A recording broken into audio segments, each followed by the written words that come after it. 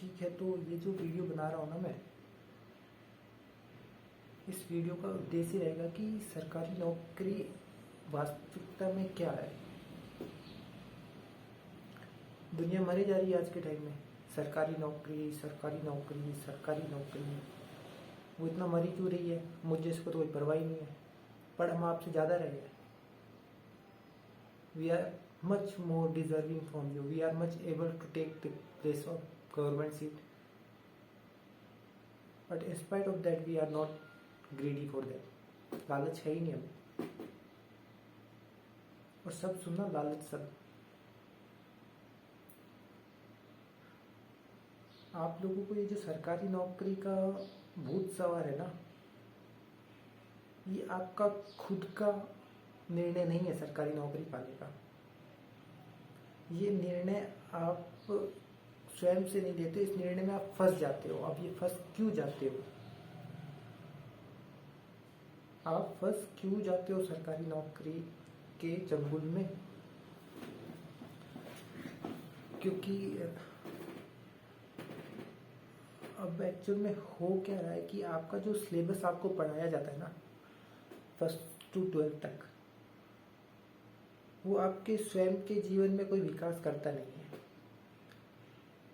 और वो सिलेबस जो है आपके आंतरिक जीवन के लिए, जो स्वयं के व्यक्तिगत जीवन के लिए है ना, उसमें वो किसी प्रकार की कोई वृद्धि नहीं करता, जो पूरे भारत में पढ़ाया जाता है। NCERT की बात कर रहा हूँ मैं, national council of educational research and training. वो नेशनल की काउंसिल है, राष्ट्र की, और कहती है रिसर्च एंड ट्रेनिंग करके बनाया गया सिलेबस। अब उनकी रिसर्च में बिल्कुल भी किसी व्यक्तिगत जीवन के व्यक्तिगत लाभ के लिए कोई भी विद्या रूपी चीज़ वहाँ पढ़ाई नहीं जाती है। साइंस, आर्ट्स और कॉमर्स में पूरा 12th तक का जो भी है सिलेबस, वो डिज़ाइन किया हुआ होता है। अब एक व्यक्तिगत जीवन में, मैं खुद साइंस का विद्यार्थी रहा हूँ, मुझे भी पता है कि साइंस में जो है, मेरे को कितनी साइंस चाहिए। क्या मेरे को उसको 18 साल तक पढ़ना है? क्या 12th क्लास तक मुझे जितनी साइंस पढ़ाई जा रही है, वो सारी साइंस मेरे निजी जीवन में काम आएगी?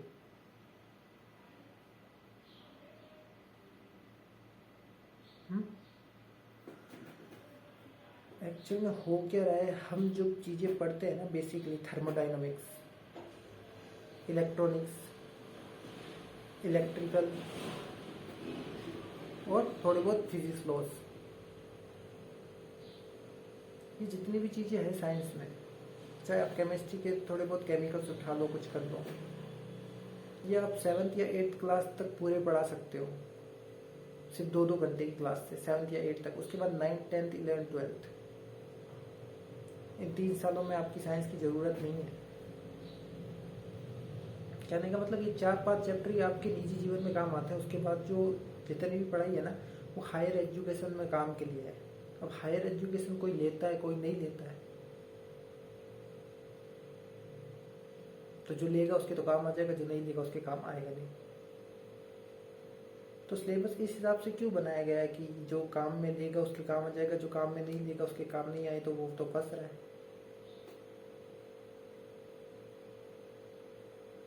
आर्ट्स में भी इसी तरीके से है। जितना भी आर्ट्स में पढ़ाया जा रहा है, आपको एक प्रशासन चलाने के लिए, एडमिनिस्ट्रेशन चलाने के लिए, या एक नेता बनने के लिए कैसी व्यवस्था के साथ डील करते हैं, चाहे वो प्राइवेट हो चाहे वो सिविलियन हो, उसके लिए आर्ट्स है। क्या क्या तरीके हो सकते हैं, कैसे अनशन हो सकती है, हड़तालें हो सकती है, नेता कैसे बना जाएगा, ये सारी चीज़ें। यही बात करें कॉमर्स की, तो वाणिज्यिक क्षेत्र पैसों से रिलेटेड चीज़ों से डील करता है। तो जब आप 12th तक आते हो ना, तो आप अब फंस चुके हो इन 12th तक की पढ़ाई करके कि अगर मैंने अभी 18 साल काम में नहीं लिए ना, अपने जीवन के 18 साल के हो जाते हो आप 12th तक अगर पास करते हो तो सही तरीके से। 6 साल की उम्र में आपको फर्स्ट क्लास में डाला जाता है, फिर 12th तक आप 18 के हो जाते हो, अगर आप लीगली प्रोसेस को फॉलो करके क्लासेस ले रहे हो तो।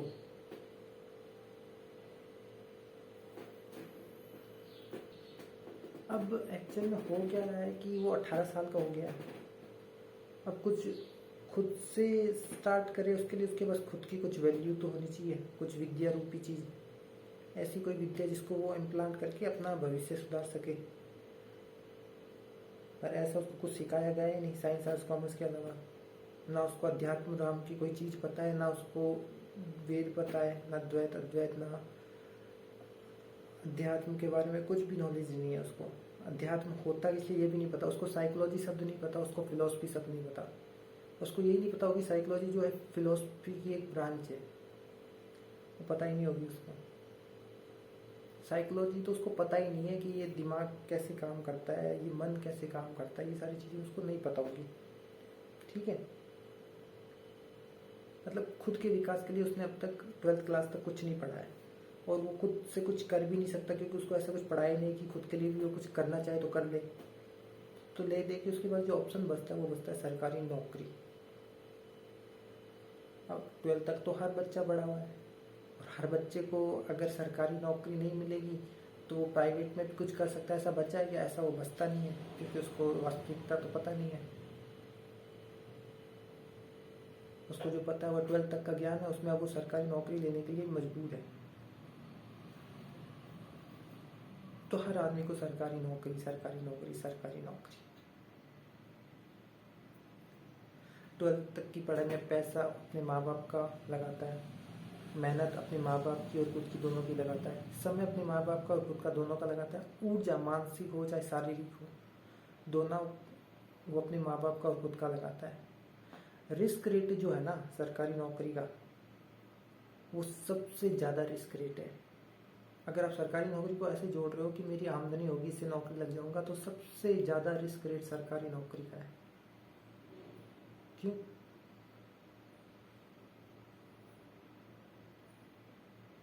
सरकारी नौकरी मिलेगी या नहीं मिलेगी आपको नहीं पता। आप पढ़ के मेहनत करके ईमानदारी से पेपर देने जा सकते हो। अब क्यों नहीं मिलेगी? हम तो मेहनत करके जा रहे हैं, हम पढ़ के जा रहे हैं, तो मिलेगी मिलेगी। हर आदमी यही सोच के जाता है मैं पढ़ के मेहनत करके जाऊँगा, लेकिन वहाँ पे सीटें फिक्स होती है और आपकी एक एज फिक्स होती है। इस एज के बाद आप पेपर नहीं दे सकते। अगर आप उदाहरण के तौर पर देखो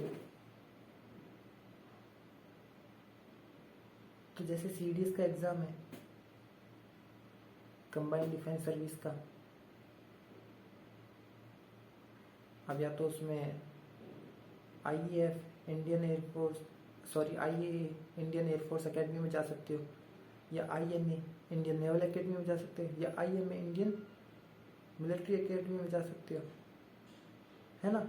और एक और जो होता है ओटीए ऑफिसर ट्रेनिंग एकेडमी, जिसमें 1 साल आपको ज़्यादा मिलता है। तो कुल मिला के 24 3 के हैं और एक इसका 25 साल। ठीक है, अब 25 साल तक अगर आप सीडीएस की तैयारी करके लग गए तो ठीक, नहीं लगे तो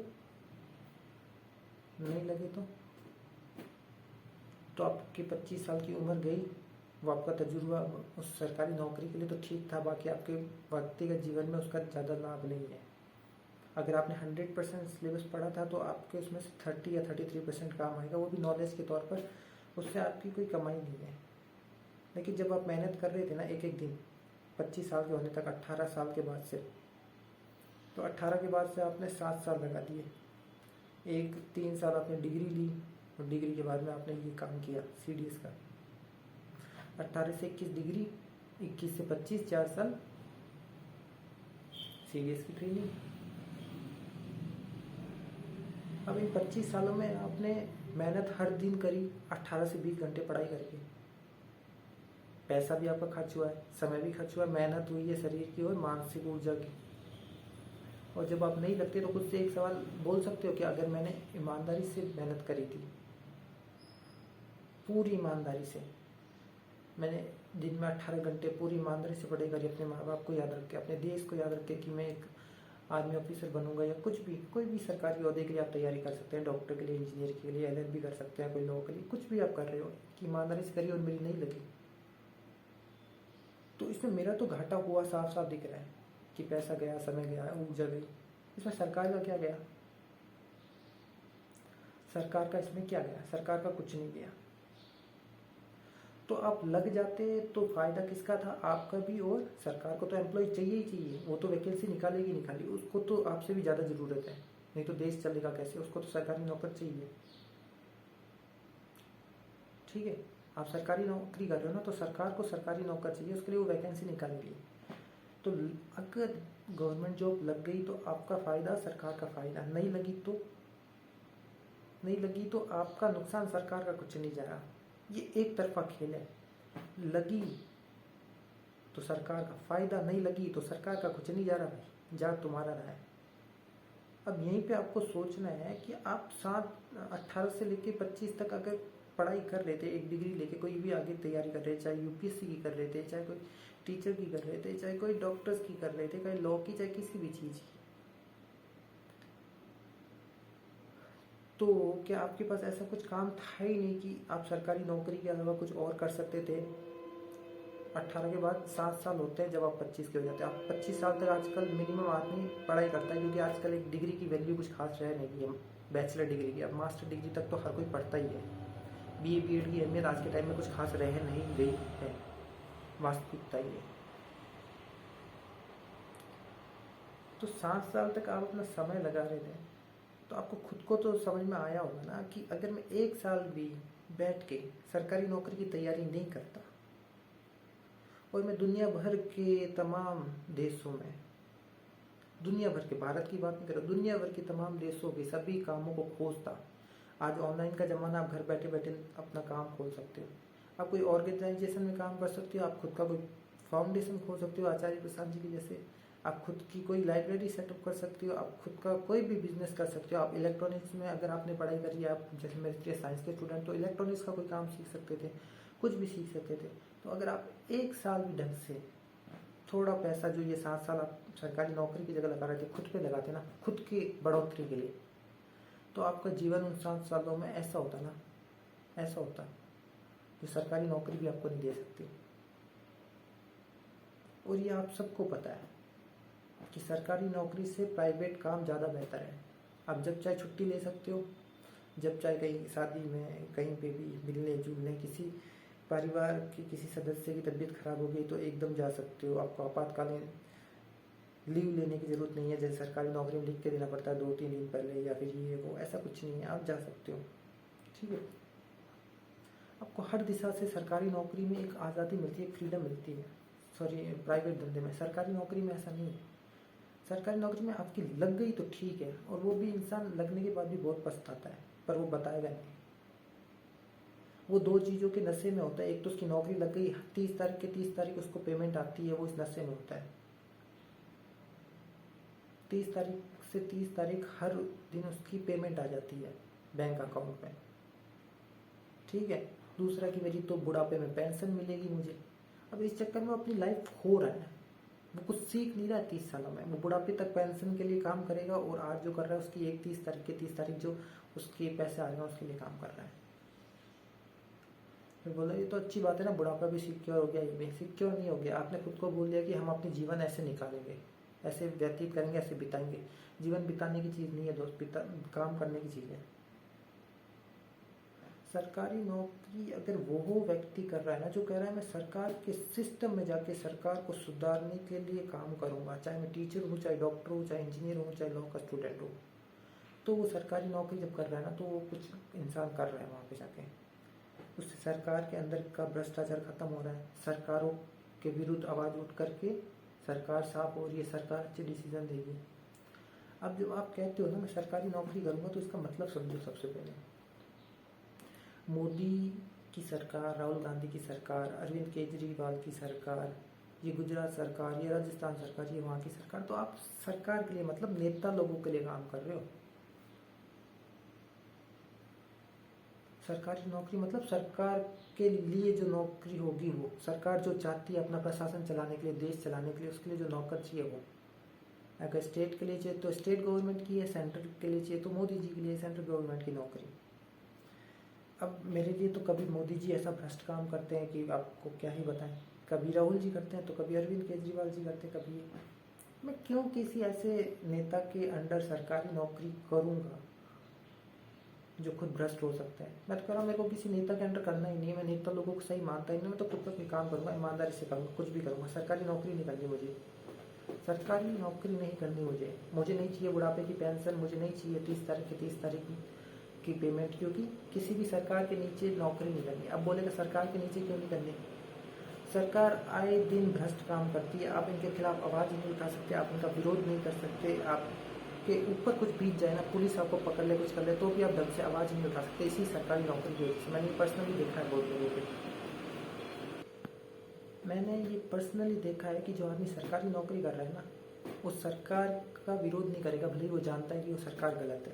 क्यों, उसको खुद को डर रहता है कि मेरी नौकरी पे कोई आँच ना आ जाए, मेरी पेंशन पे कोई आँच ना आ जाए। महीने के महीने हमारे जो रिकॉर्ड लिखा जाता है ना सरकारी नौकरी के लिए कि ये रिकॉर्ड है, हमारे जो एक रिकॉर्ड तय होता है इनका, महीने के महीने इनका एक कि कैसा काम कर रहे हैं, कैसा नहीं कर रहे हैं, उनका एक ब्यूरो होता है, फिर उसके हिसाब से इनकी पेंशन या पेमेंट बढ़ती घटती है, वो सब इनको मेंटेन करके रखना पड़ता है। सरकारी नौकरी मतलब क्या, आप किसी भी सरकार, किसी नेता के अंदर काम करना चाहते हैं, आप क्यों करना चाहते हो नेताओं के अंदर काम? ये नेता लोग तो भ्रष्ट होते हैं, इनकी नीतियाँ, इनकी व्यवस्था, ये तो खुद अपने हिसाब से चलाते हैं सारी। आप कभी भी प्रशासन में रह के, सरकारी नौकरी एक प्रशासन के जरिए चलती है ना, तो एक सरकारी प्रशासन के अंदर रह के, किसी ओहदे पे रह के, चाहे वो बड़े से बड़ा हो, कैबिनेट सेक्रेटरी का, आप देश को नहीं सुधार सकते। यही कारण था कि आचार्य प्रसाद जी ने IAS जैसी नौकरी, IIT, IIM छोड़े, प्रशासन में जाके प्रशासन के अधीन आ गए। प्रशासन के अधीन आ गए मतलब उनके हिसाब से काम करोगे, हम किसी के अधीन नहीं आ रहे, हम स्वयं ही कुछ कर लेंगे। और इसके लिए सबसे पहले हमें क्या त्यागना पड़ेगा, सरकारी नौकरी का लालच और भोग। और उसके लिए हमें क्या मानसिकता बदलनी पड़ेगी, दो, कि एक तो 30 तारीख मेरी पेमेंट आ जाती है, और एक बुढ़ापे में पेंशन आती है। नहीं चाहिए पेंशन, ना पेंशन चाहिए, ना आज का आश्वासन की महीने की 30 तारीख पेमेंट आ जाएगी। हम खुद भी मेहनती है, इतना तो हम काम जितना सरकारी नौकरी में करेंगे, प्राइवेट में भी करेंगे। और हम सरकार का भी विरोध करेंगे, सरकारी नौकरी भी नहीं करेंगे, और ये सब इसलिए करेंगे क्योंकि हम देश को बदलना चाहते हैं, देश के लिए करना चाहते हैं। आपको ये कैसे पता चलता है कि आपका सरकारी नौकरी करने का निर्णय आपका स्वयं का है? वो सिलेबस इस हिसाब से डिज़ाइन किया गया था कि अब आपको सरकारी नौकरी करनी ही पड़ेगी, नहीं करोगे भाग के जाओगे कहाँ? समय, पैसा, ऊर्जा तो आपने अपना लगाया, अब अगर नहीं करोगे तो फिर भागोगे कहाँ पे? खुद का नया सेटअप करोगे, उसके लिए तो मानसिकता चाहिए ना। एक तो आपने 18 साल के होने तक खुद को ये ट्रेनिंग दी है कि पढ़ लिख के सरकारी नौकरी, सरकारी नौकरी, सरकारी नौकरी। अब अचानक से 18 साल बाद एक दिन आप ये सोचते हो सरकारी नौकरी नहीं करूँगा, वो गलत है, पर खुद की करूँगा। तो खुद की करने के लिए कम से कम मानसिकता चाहिए ना, वो तो है नहीं आपके पास। तो आपकी एक दिन की मानसिकता जो सही है, वो 18 साल तक की मानसिकता जो सरकारी नौकरी की जो गलत है, उसको टकरा सकती है या नहीं टकराएगी? ये 5 या मुट्ठी है, ये उंगली, इसको कैसे तोड़ देगी? तो धीरे धीरे एक के एक, दो को दो, तीन को तीन, चार को चार, 5, तो सरकारी नौकरी का भूत हट सकता है। और फिर ये एक जो है ना, वो जैसे जैसे तोड़ेगा ये 2, 3, 4, 5, अभी सरकारी नौकरी और ये लड़ सकते हैं कुछ। इसके लिए आपको समय लगाना पड़ेगा, सोचना पड़ेगा। पढ़ाई करो व्यक्तिगत जीवन के लिए। विद्या इसलिए नहीं होती है कि आप सरकार के टट्टू बनो, सरकार की जाके वहाँ पे मेरे को तो सरकार ने ये काम दिया मैं कर रहा हूँ। मैं अभी वाइस चांसलर जी के पास गया था कल 12 अगस्त 2024 को। वहाँ पे खाकी पहने हुए व्यक्ति बाहर खड़ा था जो पुलिस की वर्दी में था, जो वाइस चांसलर जी को सपोर्ट करता है, उनका सुरक्षा करता है फिजिकली। मैंने बोला कि आपने ये खाकी पहन रखी है और आप झूठ बोल रहे हो, आप विरोध कर रहे हो। वाइस चांसलर जी ये कह रहे हैं कि इस लड़के को अंदर नहीं आने देंगे। वाइस चांसलर जी का हक थोड़ी बनता है कि किसी लड़के को अंदर जाने दे नहीं दे। ये मेरा अधिकार है, मैं उनसे जाके बात करना चाहता हूँ। मैं वहाँ पे कुछ गलत कर रहा हूँ क्या? मेरा विरोध है, मैं उनसे बात करना चाहता हूँ, मैं उनसे जवाब मांगना चाहता हूँ। वो जवाब दें, उनका उत्तरदायित्व है कि मुझे वो जवाब दे। मैं उनका विद्यालय का शिष्य रहा, स्टूडेंट रहा, और वो यूनिवर्सिटी के वाइस चांसलर है, वो चला रहे हैं, तो उनकी जिम्मेदारी है। तो खाकी वाला कहता है भाई मुझे नहीं पता। तो मैंने कहा आप पुलिस वाले हो गए, ऐसे कैसे कर रहे हो? तो वो व्यक्ति कहता है हम पुलिस वाले है ही नहीं, ये वर्दी हमारी जो है और हम जो एम्प्लॉय हैं वो यूनिवर्सिटी के अधीन है, यूनिवर्सिटी के, हम पुलिस वाले नहीं हैं। इसका मतलब समझ रहे हो आप? वो व्यक्ति कह रहा है कि भले भले ही वाइस चांसलर गलत कर रहा है, तुम्हें अंदर नहीं आने दे रहा है और तुम्हारा हक बनता है अंदर जाके बात करने का और तुम उनसे सवाल जवाब कर सकते हो, राइट टू फ्रीडम है, राइट टू स्पीच है आपको। पर मैं इनके अधीन काम करता हूँ, मेरी पेमेंट जो है ना ये इनके अधीन आती है, मेरी खाकी वर्दी की इनके अधीन आती है, तो फिर भी ये गलत हैं वाइस चांसलर और मैं इनके अधीन काम करता हूँ तो भी मैं आपका विरोध करूँगा, यानी मेरा, क्योंकि मुझे मेरा पैसा देखना है, मुझे मेरी सरकारी नौकरी देखनी है, बस यही चीज़ हो रहा है। हर परिवार में जितने भी सरकारी नौकर हैं ना वो यही कह रहे हैं कि हम सरकार के अधीन काम करते हैं, सरकार ही गलत है लेकिन हम उनके अधीन काम करेंगे, सरकार के लिए काम करेंगे क्योंकि हमारा पेट तो पल रहा है। या तो कोई ऐसा व्यक्ति चाहिए जो सरकारी नौकरी का लालच ना रखता हो और इस बात को भी समझता हो कि सरकार के अधीन काम इसलिए नहीं करना चाहते क्योंकि सरकार ही गलत होती है तो हम उनका विरोध कर सकते, विरोध करेंगे। पर आप विरोध करोगे, सरकारी नौकरी में होंगे तो सबसे पहले धमकी आपको यही आएगी सरकार से या कोई भी बड़े पद से कि आपको नौकरी से हटा दी जाएगा, आपका रिकॉर्ड खराब कर दिया जाएगा, आपकी पेंशन बंद कर दी जाएगी, आपको नौकरी से हटा दिया जाएगा। फिर आप और फंस जाते हो क्योंकि अब तो आपकी शादी भी हो रखी है, आपके बच्चे भी हैं, तो आप बच्चों के लिए और वाइफ के लिए और खुद के लिए छोड़ नहीं सकते, तो आपकी अब गुलामी हो रही है, सरकारी नौकरी के नाम पे आपका शोषण हो रहा है। इसीलिए मैं कभी शादी नहीं करना चाहता था। मेरे को होता था आगे जाके मेरा काम क्रांतिकारी का है, वहाँ पे अगर शादी कर ली तो बीवी बच्चों के नाम पर कभी मेरे पैसे रोके जाएंगे, कभी जेल में डाले जाएंगे, वो परेशान होगा, उनको कमाना देना सब उनकी एक जिम्मेदारी होती है, वो मैं ले नहीं पाऊँगा। उनको हटाते अपना काम पूरा क्रांतिकारी पे रहेगा, देश को बदलना है, देश के लिए करेंगे, ठीक है। वो सरकारी नौकरी क्यों नहीं करेंगे? सरकारी नौकरी करके हमें क्या यहाँ पे अपना जीवन खराब करना है? जीवन बिताना थोड़ी है कि महीने के महीने 12 महीने निकल गए, साल निकल गए, ऐसे ही बुढ़ापा निकल जाएगा, पेंशन आएगा, फिर तो जीवन बढ़िया चल रहा है, निकल जाएगा। जीवन बड़ी मुश्किल से मिला है तो मैं निकालो मत इसको, निकालने के लिए नहीं होता है जीवन, जीवन काम करने के लिए होता है। आज आपको मैं बताऊँ, ये मेरा हाथ है और मैं कह दूँ मुझे तो ये हाथ मिला है और मेरे शरीर के साथ ये हाथ मुझे तो तुड़वाना नहीं है, बचाना है और जीवन भर निकालना है, पर मैं इसका इस्तेमाल कुछ नहीं कर रहा, तो ये हाथ किसी काम का नहीं है, मिला ना मिला बराबर हो गया। और इससे मैं खाना भी खाऊं, कुछ लिखूं भी, कपड़े भी धोऊं, कुछ और काम भी करूं, तो ये हाथ इस्तेमाल, ऐसे ये जीवन है ना, जीवन करने के लिए। ऐसे ही नहीं कि मिल गया और इसको निकाल दिया, और निकाल कब देते हो? सरकारी नौकरी की आड़ में। ऐसा नहीं है कि सरकारी नौकरी होने के बाद आप विरोध नहीं कर सकते, सब कुछ नहीं कर सकते, पर आपकी क्षमता घटा दी जाती है पूरी, आपके ऊपर बहुत सारे दबाव डाले जाते हैं सरकारी नौकरी को हटवाने के लिए, और आप सरकारी नौकरी को बचाना चाहते हो क्योंकि आपकी जीवन भर की मेहनत तो उसी में लगी है, जीवन भर की मेहनत तो आपकी उसी में लगी है ना।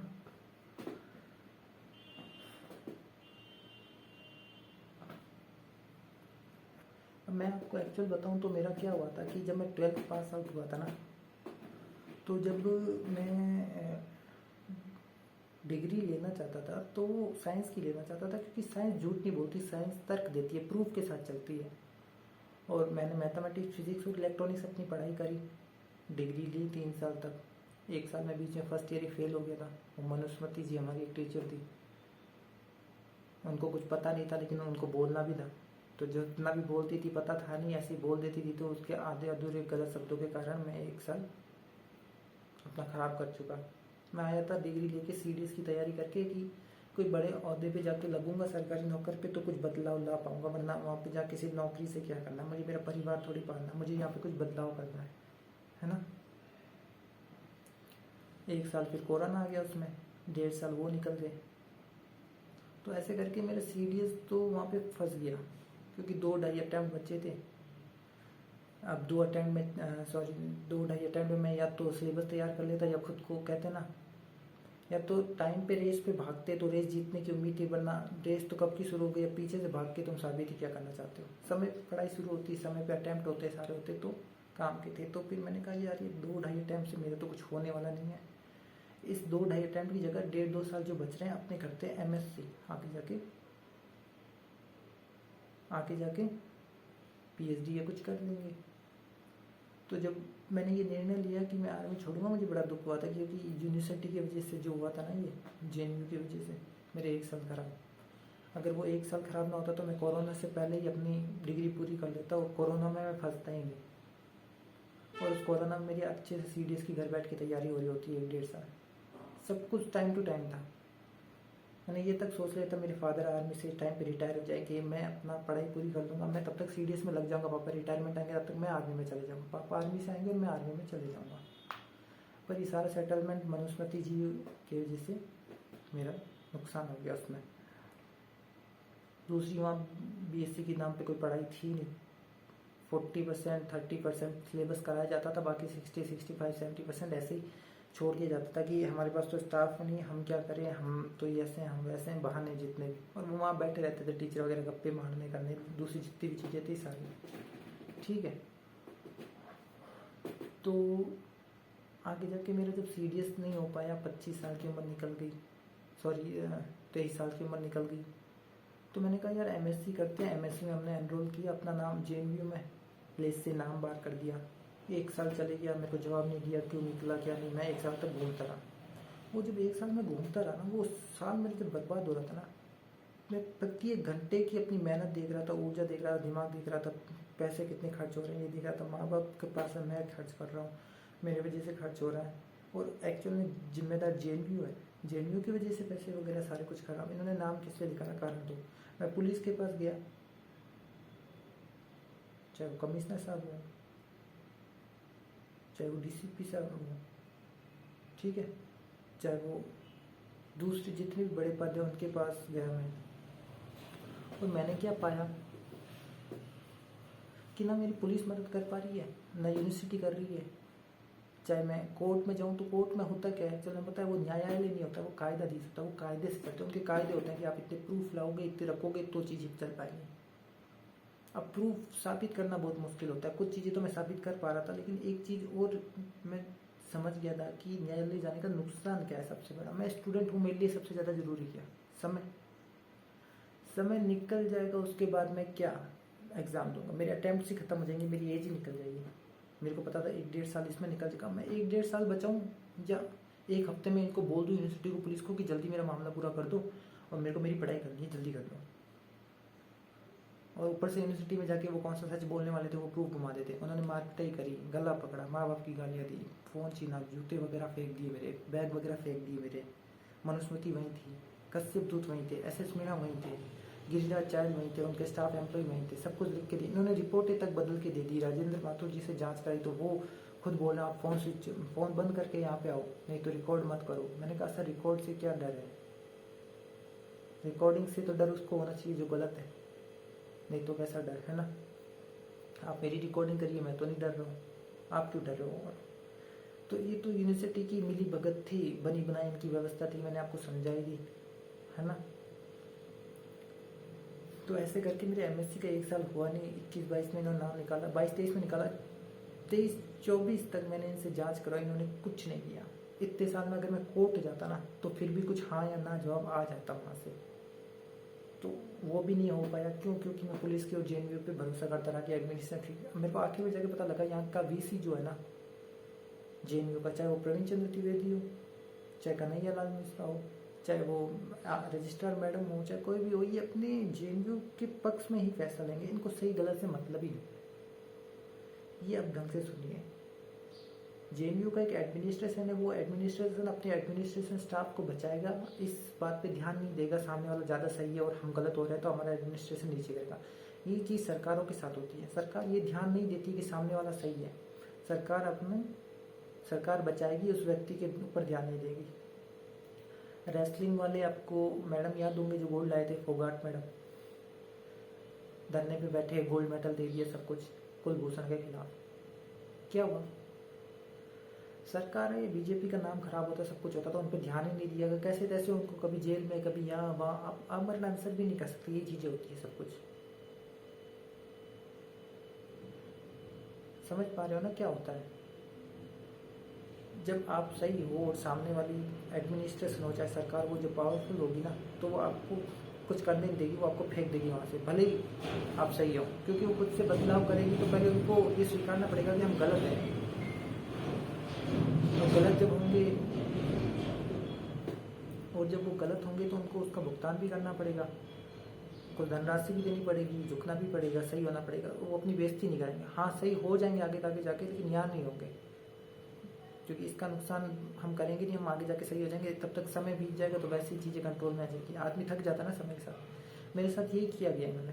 इन्होंने धीरे धीरे मुझे थकाया कि एक दिन घूमेगा, 2 दिन, हफ्ते भर, 2 हफ्ते, 1 साल, 2 साल, 3 साल, थक हार के चले जाएगा स्टूडेंट, इसका कुछ हमारा कुछ नहीं बिगाड़ पाएगा। यही था, मैं रुका ही नहीं, मैं थका ही नहीं। अब इनके फंस गई गले में, तो इन्होंने जवाब देना बंद कर दिया। वाइस चांसलर ने बोला हमारे पास मत आओ, हम जवाब देंगे ही नहीं तुम्हें।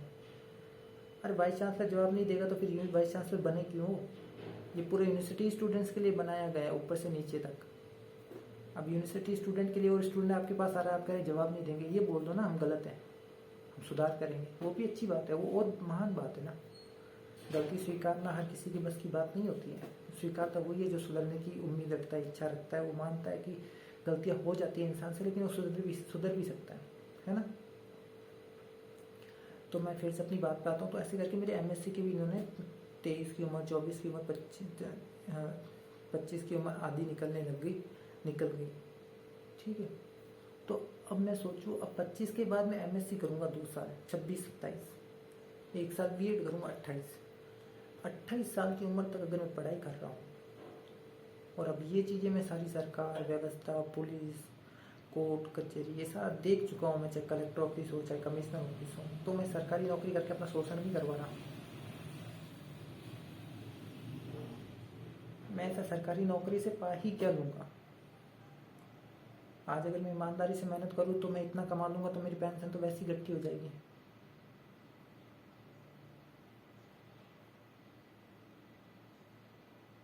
आज भजनलाल सरकार ने 50-50% कर दिया है। लड़कियों को 50% सीटें, लड़कियों को ये 50%, लड़कियों को वो 50%। मान लीजिए ये 5 लड़के हैं, ये 5 लड़के हैं, लड़कियों को 50% सीट दे दी। लड़के लड़कियां ये यहाँ पे जनरल, SC ST OBC सारे कंपटीशन करते रहेंगे। ये 5 सीटें जो हैं लड़कियों को दे दी, जो 50% है। मैं कह रहा हूँ ये जितने भी 5 है ना, इन 5 लड़कियों से ज़्यादा मेहनती लड़के थे। तो लड़कों ने क्या बिगाड़ा था जो इन सीटों पर बैठ सकते थे? उनकी गलती तो नहीं थी। ये कोई मान लो कि SC ST का लड़का था, गरीब वर्ग से, या कोई दूसरा शेड्यूल कास्ट का था, वो इन 5 सीटों पे बैठने का हकदार था। उसके पैसे लगे, उसके माँ बाप के, उसकी ऊर्जा लगी, उसका समय गया, वो सीट पे बैठने का हकदार था, उसने मेहनत करी, पर वो नहीं बैठा क्योंकि भजनलाल सरकार ने क्या किया? इन्होंने 50% सीधी लड़कियों के नाम कर दी। अब पैसा खर्च कर रहा है एक आम नागरिक, मेहनत उसकी लग रही है, ऊर्जा उसकी लग रही है, समय उसका खराब होता है, रिस्क सबसे ज़्यादा वो ले रहा है। ठीक है, रिस्क सबसे ज़्यादा वो ले रहा है, उसके परिवार ले रहे हैं। सरकार थोड़ी रिस्क ले रही है, रिस्क तो वो स्टूडेंट और उसके परिवार वाले ले रहे हैं समय के साथ साथ। और जब वो लड़कियों की 50% सीटों की जगह बैठ सकता था, लायक था, तो उसको सीट मिली नहीं, तो अन्याय तो उसके साथ हो गया। ये तो सरकार ने बनाया लड़के वाला सिस्टम, सरकार का क्या बिगड़ा? आप जो है किसी भी सरकारी पद का निर्वाचन कैसे करेंगे कि वहाँ कौन बैठेगा? कैसे सिलेक्ट करेंगे कि ये पद किस क्राइटेरिया पे, किस मापदंड पे, किस पैमाने पर भरा जाना चाहिए? इस पे कैसा कैंडिडेट बैठेगा? वो जो सबसे उच्चतम है पढ़ने में, वो जो लायक है, जिसने मेहनत करी है, वो, या ये देखोगे कि लड़का या लड़की? मापदंड तो ये होना चाहिए ना, अच्छे से अच्छा अधिकारी जिसने मेहनत करी है, जिसने सब कुछ किया है, उसके लिए पद होना चाहिए। तभी तो वो पद भी आगे जाके जो भी उस पद पर व्यक्ति बैठेगा वो अच्छे से अच्छा काम कर पाएगा, परफॉर्मेंस देगा, सरकार सुधारेगा, सिस्टम सुधारेगा। आज ये आपने 50% लड़कियों का कर दिया है, ठीक है, तो यहाँ पे कोई अच्छा कैंडिडेट बैठ सकता था जो उससे ज़्यादा होशियार था ही था, तो वो होशियार कैंडिडेट पीछे रह गया। अब ये जो होशियार नहीं था, ये बैठा हुआ है यहाँ पे, ये अपना काम करेगा, उस हिसाब से करेगा जितना उसकी क्षमता है, जितना वो लायक है या नहीं है, तो उसका सिस्टम को एक तरीके से नीचे लेकर आया। अगर वही यहाँ पे ऐसा बैठता है जो काम का था, जो अच्छा था, जो गुणवान था, तो उस सिस्टम को ऊपर लेके जाता, उस इससे तो ऊपर ही लेके जाता ना, जो 50% सरकार ने दिया। अब ये सरकार ऐसे काम करती क्यों है? ये 50% क्यों कर दिया? सरकार ये भी तो कर सकती थी ना कि लड़कियों की 12th तक की पढ़ाई फ्री, 12th तक के बाद जो बैचलर डिग्री है उसके लिए भी फ्री, मास्टर डिग्री भी फ्री। आप लड़कियों को सशक्तिकरण चाहते थे ना, वुमेन एम्पावरमेंट चाहते थे ना सरकार, भजनलाल सरकार, तो एम्पावर करने के लिए तो पढ़ना पड़ेगा, मेहनत करनी पड़ेगी, लायक बनना पड़ेगा। ऐसे ही थोड़ी है कि हमें कुछ आता नहीं है, कुछ नहीं, 50% लड़कियों सीटों से भर देंगे, इसका मतलब आपने 50% सीटें बर्बाद कर दी। यहाँ पे जो योग्य लोग बैठ सकते तो वो बैठे ही नहीं। पर अब सरकार ऐसा करती क्यों है? क्योंकि अब ये 50% जो लगेंगे ना यहाँ पे सरकारी नौकरी पे, आप मान के चलो ये बोलेंगे भजन लाल के 50% की स्कीम से हम लगे थे, अगली बार जब वोट आएगा तो हम भजन लाल को ही देंगे। और भजन लाल कौन है? बीजेपी का। तो ये वोट गए सारे बीजेपी को। ये वोटिंग के लिए होता है सब कुछ। ये जो सरकारी नौकरी का ओहदा है ना, इसके लिए मेहनत जनता कर रही है, और ये सीट पे हक बैठने का जनता है, क्योंकि पैसे ऊर्जा सब तो जनता लगा रही है, तो जनता के हिसाब से सीट उनकी होनी चाहिए। पर चूंकि वो सरकार की सीट है तो सरकार अपनी मनमानी कर रही है, उल्टे सीधे नियम बना रही, कायदे कानून। वो जानती है कि ये नहीं आएंगे, क्योंकि सरकार जो है वो अच्छे से जानती है, क्या जानती है कि हमारी तो 10 की 10 सीटें भरेंगी, क्योंकि लोगों को तो सरकारी नौकरी अंधे होके चाहिए, वो सोचते समझते नहीं, उनको तो चाहिए ही चाहिए। मैं तो कह रहा हूँ जहाँ जहाँ 50% ऐसा किया था ना कि 50% लड़कियों को आप सीटें दे रहे हो, आप लड़के तो वहाँ एग्ज़ाम देने जाओ ही मत, सीधे ही बोल दो आप 50 के आप 100% दो, क्योंकि आपकी तो मनमानी चल रही है भजनलाल सरकार की। आप तो कुछ भी करोगे, कल से एक्टिव कर दोगे, 80 पर 100 भी बैठाओगे। फिर हम लड़के तो क्यों अपने पैसे खर्च कर रहे हैं, क्यों मेहनत कर रहे हैं? हम SC ST के भी हैं, हमारे माँ बाप पैसे खर्च कर रहे हैं, सब कुछ कर रहे हैं। हम अपने माँ बाप की सुरक्षा करें, उनका भविष्य देखें, या इस सरकारी नौकरी के चक्कर में उनका पैसा ऊर्जा सब खत्म करें इन सरकारी नौकरी के लिए? अब यही बात चाहे 50 हो ना हो, तो आप सोचो।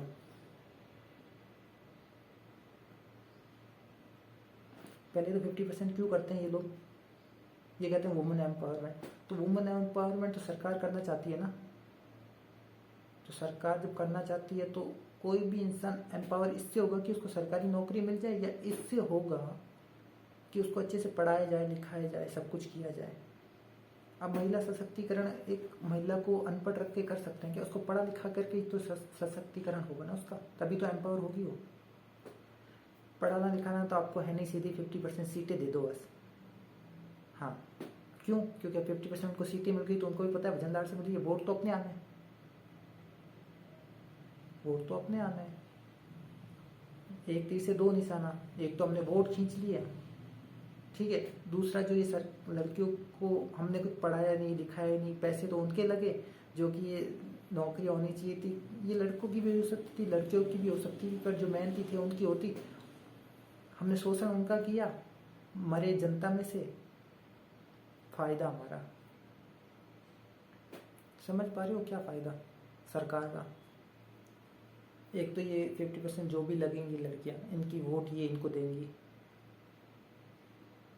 दूसरी चीज, सरकार का पैसा खर्च नहीं करना पड़ा, इन्होंने जनता का पैसा खर्च कर दिया। जनता ने मेहनत करी, सब कुछ करा, उनको मिला नहीं, और इन्होंने अपने पैसे बचा लिए। इन्होंने पैसे बचा लिए सरकार ने, और साथ में वोट भी ले लिए। मैं भजनलाल सरकार से यही कह रहा हूँ हाथ जोड़ करके, मंत्री जी, लड़कियों को अगर एम्पावर करना है ना, तो उन्हें फिजिकली फिट रहने के लिए टाइकोंडो, जूडो, जितने भी है वो प्रैक्टिसेस कराइए स्पोर्ट्स की। उनको अच्छे से अच्छा स्पोर्ट्स खिलाई जाए कि उनकी फिजिकल हेल्थ अच्छी हो। है उनकी, मैं नहीं कहता नहीं है, पर और अच्छी हो सके हमारी देश की बहनें। दूसरे, उनको आप शिक्षित बनाइए। आप उनकी 12th तक का खर्चा सरकार उठाए, फ्री में पढ़ाए, बैचलर डिग्री भी फ्री में पढ़ाए और मास्टर डिग्री भी फ्री में पढ़ाए। हमें क्या दिक्कत है? वो टैक्स का पैसा भी तो हमारा ही है ना, आप खर्च कर रहे हो वो उन पे। पर ये सरकारी सीट है, ये सरकारी सीट का खेल क्यों खेल रहे हो आप? इस किसी को सरकारी नौकरी मिलने से क्या एम्पावर हो जाएगी वो? फिर बोलोगे सरकारी नौकरी से तो वो उनको महीने के महीने पेंशन आएगी। मैं तो पेंशन भी दो उनको घर पे बैठे बैठे। अब वृद्ध लोगों को राजस्थान में देते ही हो महीने के महीने 2000-3000। ये भी स्टूडेंट है, इतने साल से पढ़ रहे हैं, कर रहे हैं, इनको भी आप महीने के 500-1000 रुपये हर स्टूडेंट को दीजिए, लड़का लड़की सभी को। फिर बोलोगे नहीं ऐसा नहीं होता, तो फिर ये क्यों कर रहे हो? आपकी 50% सीट तो हमने लड़कियों के लिए फिक्स कर दी। इस 50% पे कोई लड़का भी तो हो सकता था ना, SC ST का, जो इनसे ज़्यादा मेहनती था, जो ये 50 तो भर गई जिसमें कोई भी बैठ सकता था। अब ये 50% इसमें लड़का भी तो हो सकता था। उसने क्या गलती करी? इन सबसे अच्छी मेहनत करी थी, इन सबसे अच्छा परफॉर्मेंस दिया था उसने। दूसरा चीज़, ये जो 50% लड़कियाँ बैठेंगी ना, ये गरीब घर की नहीं होंगी, ये अमीर घराने की जिनको बहुत टाइम मिलता है, बहुत पैसे मिलते हैं, सब कुछ लगता है, पढ़ लिख के वही पहुँचेगी यहाँ पे। जो गरीब घर की लड़कियाँ थी ना, उनको तो फिर भी मदद नहीं मिली, क्योंकि वो तो इतना पढ़ ही नहीं पाएगी, लिख ही नहीं पाएगी। इनमें भी तो कंपटीशन है 50 में, लड़कियों में। तो लड़कियों में जो ज़्यादा पढ़ रहा होगा, जिनके पास ज़्यादा पैसा होगा, ज़्यादा समय होगा, वो किसके पास होगा? अमीर परिवार की, जो खेतों में काम नहीं कर रही होंगी, बर्तन चूल्हे पे नहीं होगी, उनके पास भी तो लगेंगी। तो फिर भी वही उन बेचारी लड़कियों के साथ तो फिर भी अन्याय हो गया। लड़कियों में भी 50% में आपने कहा इसको सही तरीके से सबके साथ न्याय हो, वैसा सिस्टम बना के आपने 50% सीटें बनाई। ऊपर से आपने पुलिस की 50% वैकेंसीज लड़कियों की करी है। पुलिस में आपको एक हट्टा कट्टा व्यक्ति चाहिए जो किसी को भी अपराधी को पकड़ सके, दौड़ा सके, कर सके। वहाँ पे तो यार आपने ये 50% करके ही बहुत बड़ी गलती कर दी है। मैं नहीं कह रहा हूँ लड़कियाँ कमजोर है, मैं बिल्कुल भी नहीं कह रहा हूँ ये, लेकिन ये 50% करके आपने एक व्यवस्था को कमज़ोर बनाया है। ये 50% ना होकर के वो होती ना कि जो लायक है, वो जो मेहनती है, जो फिजिकली और मेंटली स्ट्रॉन्ग है, तो आपकी पुलिस की जो आगे फोर्स होती ना, वो भी आगे जाके एक अच्छी पुलिस फोर्स होती, मेहनती होती, समझदार होती। ये कैसे निर्णय लेंगे जो पढ़े लिखे नहीं है, जिनको अपने मुफ्त में 50% सीटें दी, ये कैसे सिस्टम को सुधारेंगे? अब कभी कभार कोई बोलता है तुम तो यार मिसोजिनिस्ट हो, महिला द्वेषी। मैंने कहा यार मैं क्या महिला द्वेषी हूँ? मेरे भी घर पे माँ है, मेरे भी घर पे बहन है। मेरी माँ होती ही नहीं तो मैं कैसे जन्म लेता? मेरी बहन होती नहीं तो मेरे भांजा कैसे जन्म लेता? तुम लड़के पैदा भी तो हुए हो लड़की की कोख से ना, तो लड़कियों की इज्जत ना करो, ऐसी तो बात नहीं है। लेकिन एक अन्यायपूर्ण न्याय संगत फैसले जो सरकार लेती है, उससे होता क्या है? एक करप्ट सिस्टम मिलता है, एक कमज़ोर सिस्टम मिलता है, फिर बोलते हो कि ये होगी वो होगी। आपको ऐसे बहुत से उदाहरण देता हूँ। देखो, आपके क्रिकेट मैच चलते हैं, उस पर MLP करके आता है कि कुछ गेम आता है, वो प्रीमियर लीग करके, ठीक है। वो उसमें प्लेयर्स चुनते हैं, कुछ गेम खेलते हैं, IPL वगैरह में होता है। वो एक जुआ होता है। सरकार इनको लीगली ऑथराइज करती है कि आप ये टेलीविजन पे एडवर्टाइज करिए, सब कुछ करिए। क्यों? क्योंकि जुए से एक बहुत बड़ा अमाउंट ना टैक्स के रूप में सरकार लेती है, उनकी GDP को फ़ायदा होता है। जुआ कौन देख रहा है, कौन खेल रहा है? जनता खेल रही है। कमा कौन रही है? सरकार। नुकसान किसका? जनता का। सरकार ऐसी चीज़ें आने क्यों देती है जुए जैसी? सरकार एक तीर से दो निशान लगा रही है। एक तो इससे हाई % GDP खींच रही है अपनी तरफ, जो वो अपने काम में लेगी। उनको क्या मतलब है? जनता का नुकसान होगा तो हो ही जाएगा, हो ही जाएगा, हमें क्या मतलब है? हम तो ये बोल देंगे हमने कौन सा तुम्हें खेलने के लिए कहा था। ये तो ऐसी बात है। मैंने एक बंदूक ली, उस पर गोली पे लिखा नरेंद्र मोदी जी, और ये गोली मैंने मोदी जी के सामने रख के ये चला दी। अब ये गोली मोदी जी के सामने आ रही है, धीरे धीरे इस पर लिखा है नरेंद्र मोदी। अब नरेंद्र मोदी जी हटे नहीं तो उनको गोली लगी, उनकी जान चली गई। और फिर मैं बोलूँ मेरी क्या गलती? मैंने तो बंदूक की गोली ली, नरेंद्र मोदी लिख के नरेंद्र मोदी के सामने मारी, नरेंद्र मोदी हट जाता तो बच जाता, ये तो लग गई इसलिए मर गई। आप ये बोलते हैं ना, जब गुटखा, बीड़ी, शराब ये सब बेचते हो, कि हम तो इसको जब बेचते हैं तो हम थोड़ी ये बोलते हैं कि जनता इसको खरीदे। वो तो जनता खरीदना चाहती है इसलिए खरीद। मैं कह रहा हूँ सरकार को ये समझ नहीं है क्या? सरकारें बेवकूफ़ हैं क्या? ये आप नशा बेच रहे हो खुलेआम, आप खुलेआम नशा बेच रहे हो, आपको नहीं पता। आप कह रहे हो तो जनता आके लेती है, तो जनता लेती नहीं, आप बेचते हो इसलिए लेती है। उनके सामने आप उनको प्रोडक्ट की तरह रखते हो। आप ही प्रोडक्ट की तरह रख कैसे रहे हो किसी गलत चीज़ को? आपको ये हक कैसे मिला है कि किसी गलत चीज़ को जनता के सामने रखा जाए? आप तो सरकार हो, आपका जितना भी काम है, वो जितने भी जिम्मेदारी उत्तरदायित्व है जनता के विकास के लिए होनी चाहिए। शराब, नशे, ये जुए वगैरह टीवी पे, ये पशु में मुर्गियों को काटना, गायों को काट के विदेश में बेचना, ये सब GDP के लिए करती है सरकारें, जनता का नुकसान करती है। जब ये चीज़ें बिकेंगी ही नहीं, शराब वगैरह, गुटखा वगैरह, तो एक आदमी खाएगा कैसे? आप कहते हो वो तो दौड़ के आता है, तो आप बेचते हो तभी तो आता है ना। आप क्यों बेचते हो? आप इस पे बैन लगाओ। आप पॉर्न बेचते हो, पॉर्न किसको देखना है? क्यों देखना है? क्या है उसमें? कोई क्यों देखना चाहता है ऐसी गंदी चीज़ों को? सरकार को बहुत बड़े अमाउंट में दूसरे देशों से पैसा मिलता है इस चीज़ के लिए, GDP में इंक्रीमेंट। तो आपकी देश की GDP कोई अच्छे कामों से नहीं बढ़ रही है, वो गलत चीज़ों से बढ़ रही है और वो अब जीडीपी बढ़ा के वो कह रहा है हमारे देश का विकास हो रहा है। ये विकास हो रहा है आपके देश का। भारत में सबसे ज़्यादा गायों को काट के विदेशों में भेजा जाता है। काउ स्लॉटरिंग की सबसे बड़ा एक्सपोर्ट कंट्री इंडिया है। भारतीय गायों को काट करके निर्यात किया जाता है, उनके मांस को, और उनसे जीडीपी बढ़ाई जाती है, क्योंकि बात जब कुछ बेचो वहाँ से पैसा आएगा, जीडीपी बढ़ेगी ना। क्या इन सभी चीज़ों से गुटखा, बीड़ी, शराब, जुए, गाय काउ स्लॉटरिंग, यहाँ से मुर्गियों को भी मैंने सुना है बहुत बड़े अमाउंट में पैदा करके बाहर बेचा जाता है। ऐसे देश की जीडीपी बढ़ानी, ये स्थिति आ गई है इस देश की। कुछ मेहनत करके, कुछ अच्छा करके, कुछ अच्छी किताबें लिख के विदेशों में बेच के, आचार्य प्रसाद जी जैसे। क्या भारत ये है, हिंदुस्तान ये है, हिंदू ऐसा होता है क्या? आप ही कहते हो ना कि हम हिंदुस्तान के व्यक्ति हैं, मतलब हिंदू वो का स्थान है ये। तो हिंदू तो ऐसा नहीं होता कि गलत कर करके वो अपनी जेब भरे। तो फिर ये सरकारें अपनी जीडीपी को ऐसे उल्टे सीधे काम करके क्यों भर रही है? क्यों भर रही है उल्टे सीधे काम कर करके? वो इसलिए हो रहा है क्योंकि किसी भी सरकार को सरकार चलाने के लिए एक बहुत बड़े अमाउंट में पैसा चाहिए, जीडीपी चाहिए। एक तो टैक्स से अपने पैसे को इकट्ठा करती है, और एक देश के खनिजों को सबको निकाल के बाहर बेच के उनसे। एस जयशंकर जो विदेश मंत्री है ना, वो क्या कहते हैं कि हमारे बहुत से भारत के मूर्ख है जो हमारे देश के खनिजों को या दूसरी चीज़ों को निकाल के विदेशों में बेचने नहीं देते हैं, क्योंकि इससे वो कहते हैं हमारी प्रकृति को नुकसान होता है, ये सब मत करिए, इससे हमारे देश की जीडीपी कम होती है। वो कह रहे हैं ऐसे लोग बेकार और बेवकूफ़ है जो प्रकृति का नेचुरल संसाधनों का हनन होने से बचाती है, वो बेवकूफ़ है। तो फिर सरकारें वो समझदार है मेरे ख्याल से जो गायों को काट काट के बाहर बेच रही है, हिंदू धर्म को भ्रष्ट कर रही है।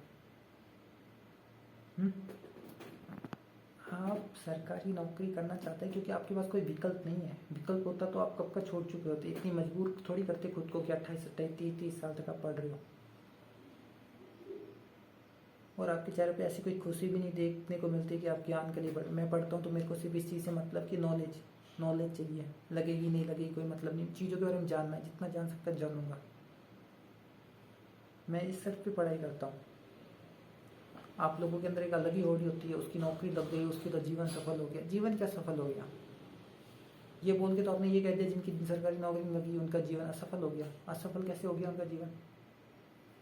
क्या उन्होंने कोई चोरी चपाटी करी है? क्या उन्होंने कोई मर्डर किया है? क्या किसी को ब्लैकमेल किया? कुछ भी गलत किया उन्होंने? कुछ नहीं किया, तो उनका जीवन असफल कैसे हो गया? ऐसे तो फिर मंदिरों में बैठे पुजारी, प्राइवेट जितने भी शिक्षक हैं, प्राइवेट लॉज हैं, चाहे जितनी भी चीज़ें, वो सारे तो अशिक्षित हैं, वो सारे उनका तो जीवन असफल हो गया। ये गलत मैसेज क्यों देते हो आप सोसाइटी में? ये तो एक तरह का एडवर्टाइजमेंट है सरकारी नौकरी का, खुद को ऊंचा बताने का। आप किसी चीज़ को ऊंचा बताओगे कैसे? किसी को नीचा दिखा के ना। तो नीचा कैसे दिखाते हैं? उसकी सरकारी नौकरी लगी नहीं, मेरी लगी है। उसकी नहीं लगी, मेरी लगी, तभी तो हम ऊंचे हुए ना, और हमारा तो जीवन सफल हो गया। ये तो ठीक है तुम्हारी लग गई, नहीं तो कल तुम भी उसी कैटेगरी में आ जाते, और तुम खुद को ये बोलते भी नहीं कि हम असफल हैं।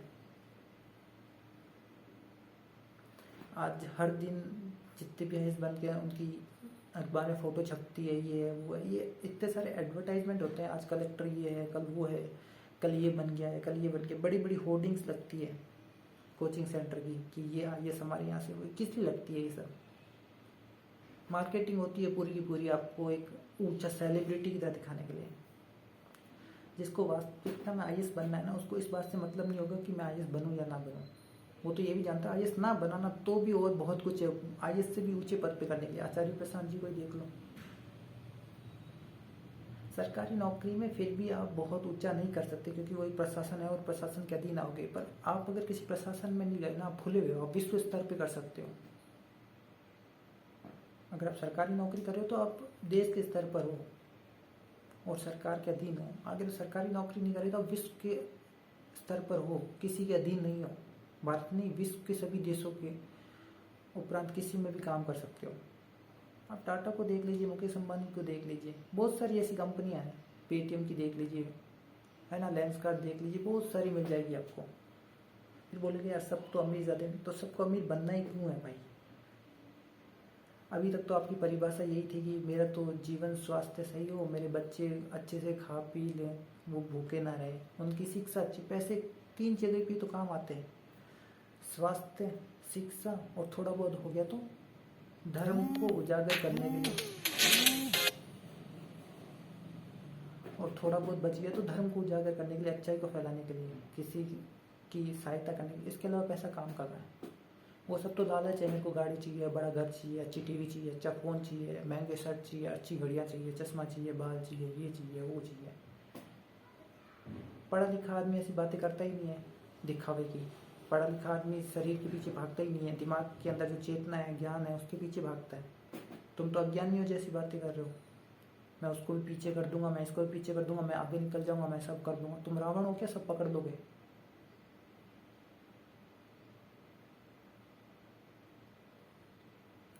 अठारह अध्याय में खुद श्री कृष्ण कह रहे हैं कि हे अर्जुन, मुझे जितना ज्ञान देना था मैंने सब तुम्हें दे दिया, अब कुछ भी शेष नहीं रह गया। अब चाहे तो अच्छाई का मार्ग पकड़ के भगवान के रास्ते पर चलो और भगवान बनो, चाहे बुराई के रास्ते पर बुरा जन के राक्षस का काम चलो। मैं चुनाव का निर्णय तुम पर छोड़ता हूँ। वो भगवान होकर ये कह रहे चुनाव का निर्णय तुम पे थोपता हूँ, तुम तय करो।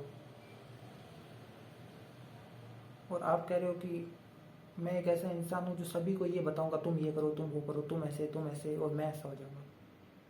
तुम किसी को कुछ नहीं करवा सकते। तुम किसी के सामने अपनी पेशकश रख सकते हो, उससे करवा नहीं सकते। उससे करवा रहे हो तो उसका शोषण कर रहे हो, उस पर दबाव दे रहे हो। तुम इंसान की कैटेगरी में नहीं हो।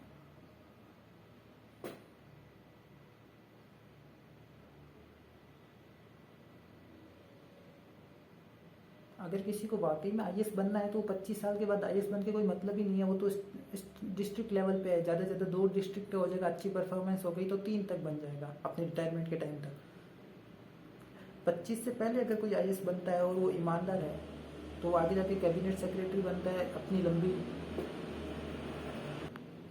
है ना। अगर वो 25 से पहले आईएएस बनता है तो वो अपनी सरकारी प्रशासनिक नौकरी में जो आयु प्राप्त करेगा उसमें आगे जाके वो कैबिनेट सेक्रेटरी बनेगा। और फिर आगे जाके उसके पास इतनी पावर होगी कि वो जनता के बहुत सारे निर्णय को सरकार के विरुद्ध जाके भी ले सकता है और सरकारों को टक्कर दे सकता है, भ्रष्टाचार कम कर सकता है। तब मतलब है मैं आईएएस बन गया हूँ, मेरे को 4 लोग जानते हैं, मेरी गाड़ी आती है सुबह में, एक अच्छे कैबिन में बैठता हूँ, बाहर बड़ा बड़ा होर्डिंग लगा हुआ है, आईएएस ये, आईएएस वो, फलाना ये, फलाना वो। तुम्हें खुद की मार्केटिंग के लिए बनना था आईएएस, तुम्हें इसलिए नहीं बनना था, तुम्हें काम करना। तुम्हें काम करना होता ना तो सरकारी नौकरी के बिना तो तुम जितना काम कर सकते हो सरकारी नौकरी में रह के कर नहीं सकते। सरकारी नौकरी में तो लिमिटेशन आती है कि आप सरकार के विरुद्ध नहीं जा सकते। प्राइवेट में तो आप जितना चाहे विरोध करो। नेता बनने का सबसे ज़्यादा फायदा यही होता है कि आप ईमानदार हो ना, जैसे चंद्रशेखर रावण की तरह। अगर आप ईमानदार हो तो आप तो किसी से भी अड़ जाओगे। प्रधानमंत्री है क्या? प्रधानमंत्री कोई बहुत बड़ी बात नहीं है। हाँ, ये अलग बात है कि हर कोई बन नहीं सकता, हर किसी के नसीब में नहीं ना। तुम कर्म कर, फल तुम्हारे नसीब में नहीं है। वो कुछ भी मिल सकता है, हो सकता है ना भी मिले।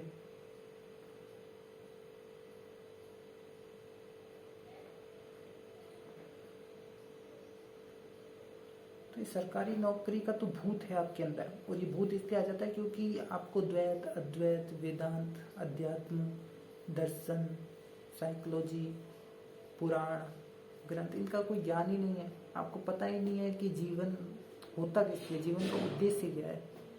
एक जीव को अगर जीवन मिला है तो वो जीवन का करे क्या? आप कहते हम तो सरकारी नौकरी करेंगे, ऐसे ऐसे जिएंगे, 1 तारीख को आएगी पेंशन आएगी और ऐसे हम चले जाएंगे। तुम तो ये बोल रहे हो हम तो मरने के लिए आए थे यहाँ पे, पैसों के पीछे। पैसे मिलते रहेंगे, खाते रहेंगे, पीते रहेंगे, घूमते रहेंगे, मौज करेंगे जीवन। अगर ऐसा ही जीवन होता, पैसा, गाड़ी, ये सब, तो क्यों बुद्ध अपना घर छोड़ के जाते भाई? क्यों महावीर जाते? गौतम बुद्ध के पास तो बहुत बड़ा राजपाट था ना, उनके पिता राजा थे, उन्होंने अपना सब कुछ उनको सौंपा। खूब पैसा था, सब कुछ, सब सुख सुविधाएं, अच्छे से अच्छी लड़की से विवाह कराया उनका, खूब अच्छा परिवार, धन संपन्न। यही तो बात आप लोगों की समझ में आती नहीं है ना। आप लोगों को लगता है पैसा है तो सब है। रावण के पास सोने की लंका थी, लंकापति रावण, लंकेश, नाम ही ऐसे रख दिया सोने की उस पर सोने पे और पैसों को उसकी पब्लिसिटी दिखाने के लिए नाम रख दिया लंकेश, लंका वाला, लंकापति। लंका का पति। क्यों? कि पैसे से कुछ हो नहीं सकता, इसीलिए कि पैसे तो बहुत थे लेकिन पैसों से कुछ नहीं हो सकता। आप जो चीज़ चाहते हो ना पैसों से, वो गलत चाहते हो। पैसों का सिर्फ दो ही रोल हो सकता है, एक तो स्वास्थ्य, और स्वास्थ्य अच्छा रहेगा तो आपकी शिक्षा। उसके बाद छोटी मोटी आवश्यकता जो है वो आप सबको चाहिए। कहीं जाने के लिए छोटा मोटी कोई व्हीकल चाहिए होगा, धूप बरसात पानी आंधी तूफान से बचने के लिए एक छोटा घर चाहिए होगा, दूसरी भी छोटी मोटी कपड़े, खाने पीने की जितनी भी वो चीज़ें चाहिए होंगी आपको, दवाई वगैरह ना। लेकिन मैं तो पैसे इतने कमा लूँगा, वो कर लूँगा, हर आदमी दौड़ में लगा हुआ, ये पालूंगा वो पालूंगा। क्या पालोगे तुम? तुम्हें पता भी है क्या उसको पाल के भी तुम खुश हो जाओगे? तुम्हें वास्तविकता में वो चाहिए या ये दुनिया की होड़ है इसलिए भी तुम भी उस होड़ में जुड़ गए?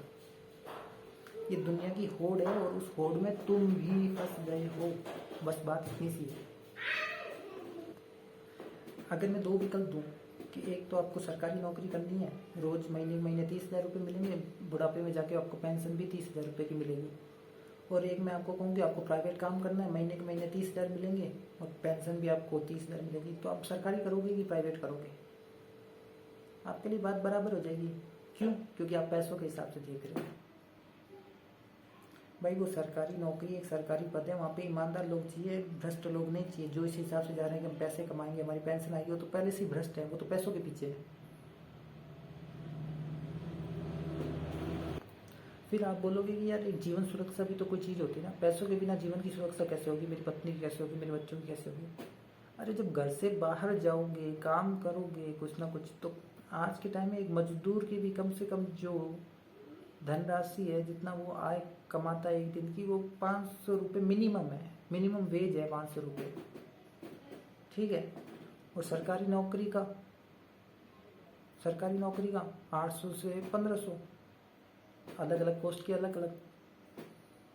जो आदमी ये जानता है ना कि मैं काम कर सकता हूँ, वो आदमी तो कभी डरपोक है ही नहीं कि सरकारी नौकरी लगेगी नहीं लगेगी। जो काम का आलसी है, मैं तो कुछ करना नहीं चाहता, बैठे बैठे ये हो जाए वो हो जाए, ये उसकी सोचें हैं। बुढ़ापे में क्या होगा? बुढ़ापे में क्या होगा वो तुम आज सोच रहे हो जब जवान हो, जब ना तुम्हारी शादी हुई है ना बच्चे हो, तुम डरे हुए हो।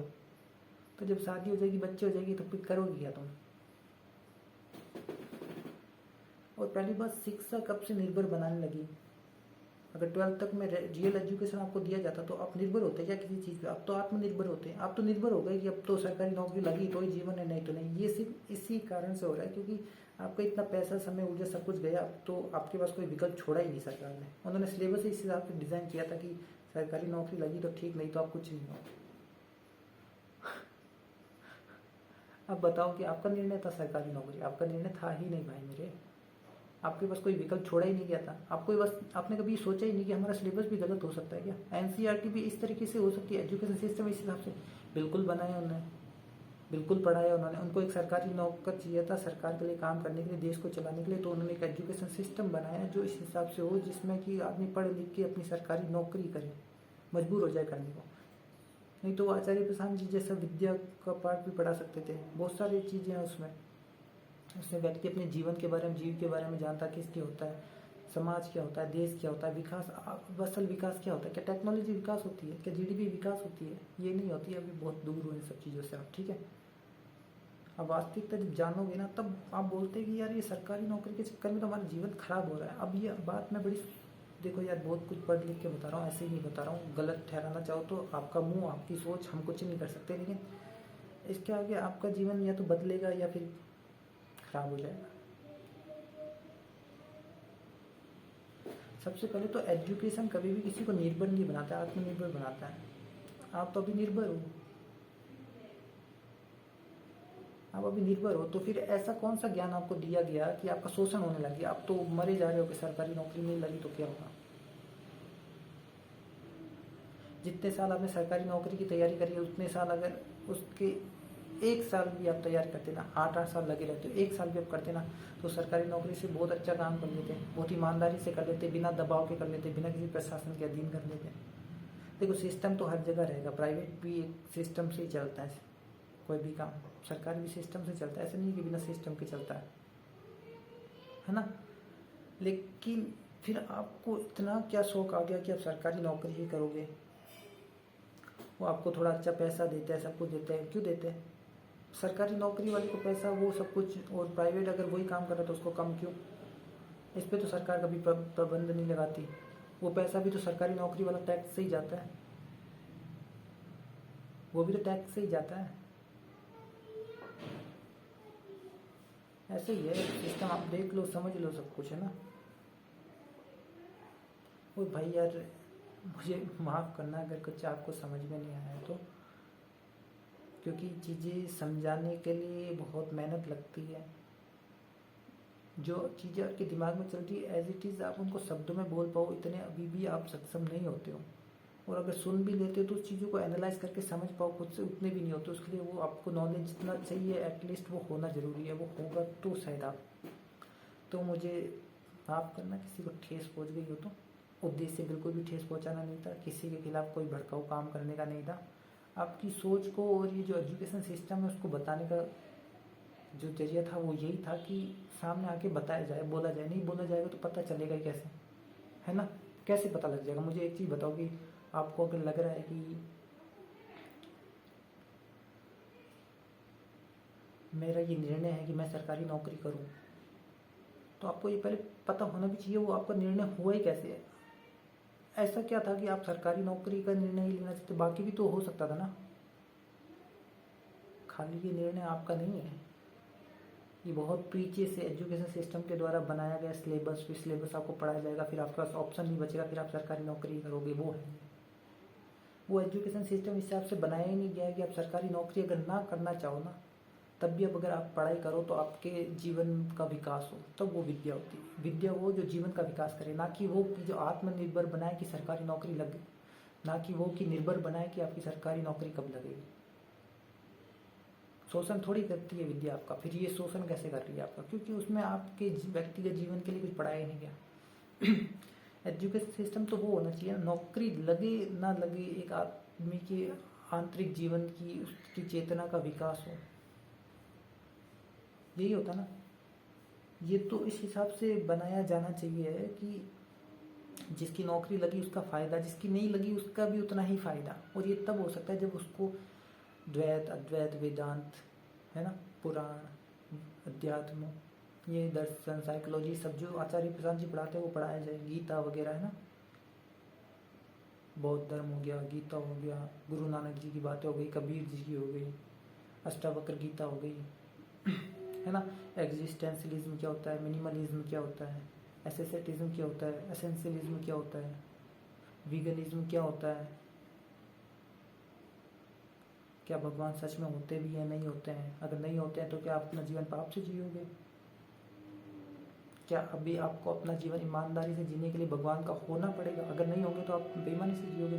क्या आपके पास चुनाव का अधिकार नहीं है? चुनाव का अधिकार है तो आप बेईमानी को क्यों चुनते हो? बेईमानी को चुनते हो तो फिर जब सब चीज़ें गलती हो रही है तो फिर जीवन का ही क्या मतलब? चीज़ें तो सही होंगी, सब ढंग से चलेंगे तभी मतलब है, तभी जीवन का मतलब है। तो बहुत बेसिक सी बातें हैं ये तो। क्या ऐसे तो तुम लोग ये सोच के अगर बैठे हुए हो कि सरकारी नौकरी सब कुछ होती है, तो भैया अभी दिमाग में बहुत कुछ है जो आपको समझना पड़ेगा, है ना। सरकारी नौकरी भी तो उस इंसान के लिए फ़ायदेमंद है ना जो सरकार में जाके एक सरकार को, देश को एक ओहदे पर,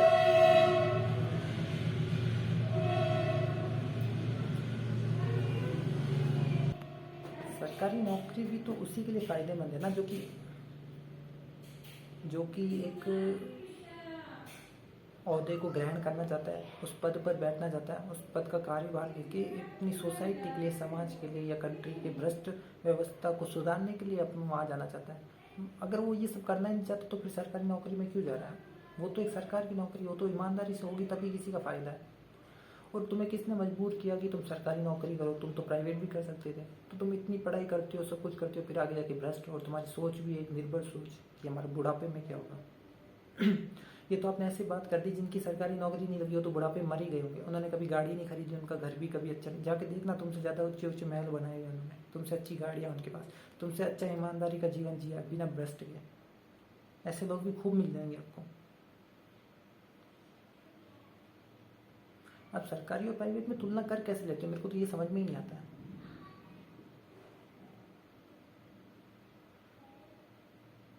आप असल में जानते हो कि प्राइवेट वाला भी जब अच्छा करता है ना तो सरकारी वाली फंस जाता है। फिर वो बोलता है कि अब ना सरकारी नौकरी छोड़ने के तरफ हम अपना निर्णय ले सकते हैं, और कर रहे हैं तब भी शोषण हो रहा है। क्योंकि प्राइवेट वाला कभी कभी बहुत अच्छा करने लगता है, फिर सरकारी वाला देख के जलने लगता है, तो बोलता है हमारी तो गवर्नमेंट है, तुम्हारी प्राइवेट है। या फिर प्राइवेट वाला फिर वो वैसे ही कुछ बोलेगा नहीं।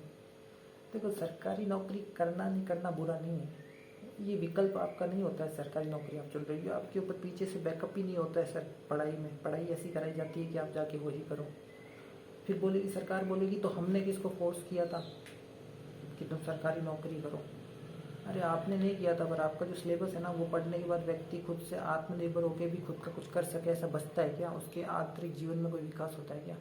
फिर आप कहोगे होता है, तो होता भी है तो आपका पाठ्यक्रम और शिक्षा और विद्या इसीलिए तो होती है ना कि एक जीवन के बारे में, एक जीव को समझ ले। मैं एक जीव हूँ, मेरा जीवन किस उद्देश्य के लिए बना है, जीवन क्या है, क्यों मुझे गलत नहीं बनना है, क्यों भ्रष्टाचारी नहीं बनना है, क्यों चोरी चपाटी नहीं करनी है, क्यों कोई बलात्कार जैसे काम, क्यों कोई मारपीट जैसे काम नहीं करना है, उसकी समझ कौन देगा? वो तो अध्यात्म देगा। वो चीज़ तो आप में एजुकेशन सिस्टम में है नहीं। 18 साल तक 50% सिलेबस तो ऐसा होना चाहिए कि आदमी जब पढ़े ना तो वो राम जैसा हो जाए, उसके व्यवहार में, उसके गुण में, उसकी आदतें हो जाए उसकी 18 साल तक ऐसी कि वो भ्रष्ट बन ही ना सके। तब जाके तो देश का कुछ विकास होगा। हम टेक्नोलॉजी ले आएंगे, हम मार्स पे चले जाएंगे, हम चांद पे चले जाएंगे, हम ये कर देंगे, हम वो कर देंगे, हम राम मंदिर बना देंगे। राम मंदिर के बनाने से कोई ईमानदार नहीं हो जाएगा। हर व्यक्ति के घर में जितनी मूर्तियां रखी हुई है ना, उतनी राम मंदिर में मूर्ति स्थापित नहीं करी गई। बात को समझना थोड़ा धर्म का मुद्दा है, आप शायद मेरे पे गुस्सा हो जाओगे। मैं अपनी राय रखा हूँ। मैं कह रहा हूँ आपने जब राम मंदिर बनाया था, राम की मूर्ति स्थापित करी थी, श्री कृष्ण की भी करते, साथ में हनुमान जी की भी करते, अच्छी बात है, धर्म से बात है। लेकिन एक मूर्ति स्थापित करने से देश